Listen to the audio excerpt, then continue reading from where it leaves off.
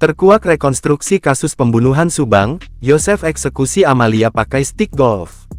Selain menghabisi Tuti Suhartini, ternyata Yosef juga yang menjadi eksekutor menghabisi nyawa putrinya sendiri, Amalia Mustika Ratu.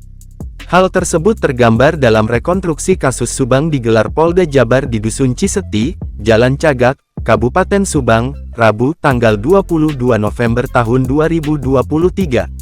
Penyidik meminta tersangka kasus Subang memeragakan 95 adegan dalam rekonstruksi tersebut. Dari 95 adegan, terungkap adegan cara Yosef menghabisi nyawa putrinya, Amalia Mustika Ratu. Ternyata Amalia dieksekusi dengan cara dipukul memakai stick golf sesaat setelah ia bangun dari tidurnya.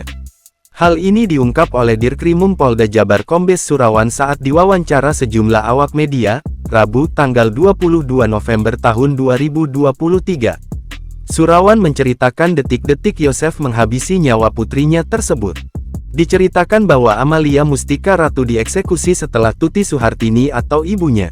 Mulanya Surawan menceritakan korban yang pertama dieksekusi adalah Tuti Suhartini.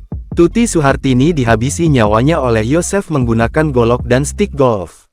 Akibat benturan golok tersebut, kata Surawan, membuat Tuti Suhartini tewas. Dalam rekonstruksi tersebut setelah Tuti dieksekusi, berikutnya adegan Amalia yang dihabisi nyawanya. Saat hendak dieksekusi, Amalia baru bangun dari tidurnya diduga karena mendengar suara keributan. Tak lama setelah bangun, Amalia dihampiri Yosef dan dua tersangka lainnya, yaitu Ergi dan Danu. Tubuh Amel dipegangi oleh Arigi dan Danu. Kemudian, Yosef sebagai eksekutor menghabisi nyawa Amel sendiri dengan memukulkan stick golok ke tubuh putrinya sendiri itu. Surawan mengatakan tersangka Arigi, Abi dan Danu ikut membantu. Surawan menjelaskan adegan rekonstruksi tersebut berdasar kesaksian Danu, Yosef menghabisi nyawa Tuti dan Amel menggunakan golok. Selain golok, Yosef juga memukul kedua korban menggunakan stick golf. Menggunakan golok dan stick golf ke bagian kepala korban, karena hasil dari pemeriksaan dokter setelah otopsi itu meninggalnya karena rusaknya jaringan otak, kata Kombes Surawan. Dalam kejadian tersebut, Danu sebelumnya mengaku melihat kondisi Amalia Uang duduk di pojok kasur di kamarnya setelah dieksekusi. Danu mengaku melihat secara langsung saat Amalia sedang sekarat. Kemudian, Danu mengaku melihat Abi membenturkan kepala Amalia ke tembok. Sebelumnya, kuasa hukum Danu, Ahmad Taufan, menerangkan bahwa Yosef merupakan eksekutor utama dari pembunuhan Tuti dan Amalia di Subang.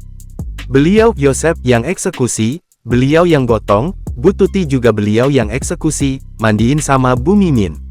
Semua beliau, Yosef, ujar Ahmad Taufan. Sementara pengacara Yosef, Rohman Hidayat, mengatakan kliennya bersedia menjalani adegan dalam rekonstruksi demi bisa mengetahui sejauh mana keterangan Danu.